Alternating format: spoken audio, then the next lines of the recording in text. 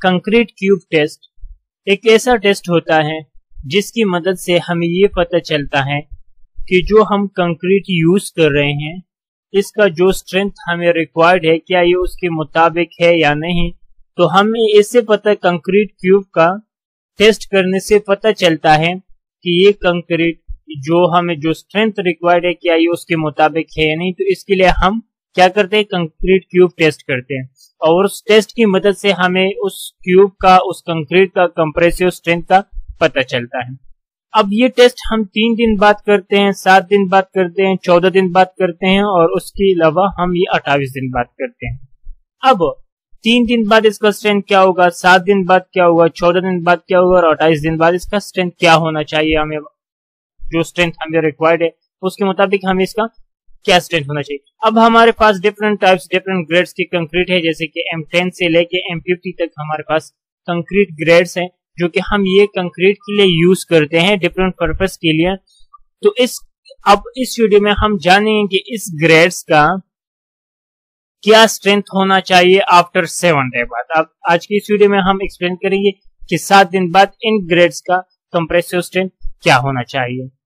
तो सबसे पहले ये हमारे पास ग्रेड है, यहाँ पे हमारे पास न्यूटन पर mm स्क्वायर में हमारे पास वैल्यू आएगी और इस साइड पे हमारे पास पाउंड पर स्क्वायर इंच में हमारे पास वैल्यू आएगी। सबसे पहले हम M10 ग्रेड कंक्रीट को देखते हैं। तो जो हमारे पास M10 ग्रेड कंक्रीट है उसका 6.5 न्यूटन पर mm स्क्वायर कंप्रेसिव स्ट्रेंथ हमारे पास आना चाहिए अगर हम 7 दिन बाद टेस्ट करते हैं। और अगर PSI में हम इसको देखें तो 940 PSI हमारे पास आना चाहिए आफ्टर 7 डे। इसी तरह अगर हम M15 ग्रेड कंक्रीट का देखें तो 9.75 न्यूटन पर mm स्क्वायर कंप्रेसिव स्ट्रेंथ हमारे पास आना चाहिए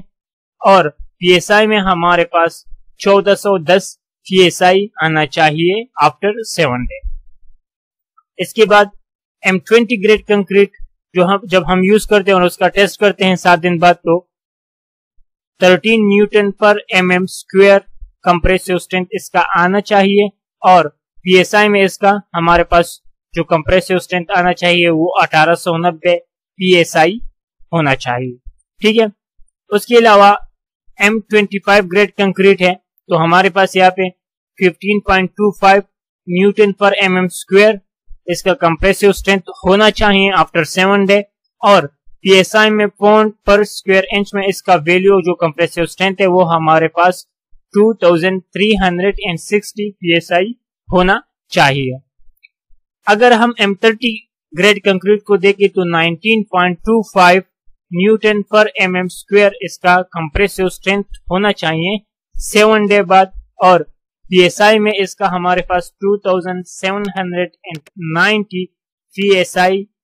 इसका होना चाहिए अगर 7 दिन बाद हम इसका टेस्ट करते हैं।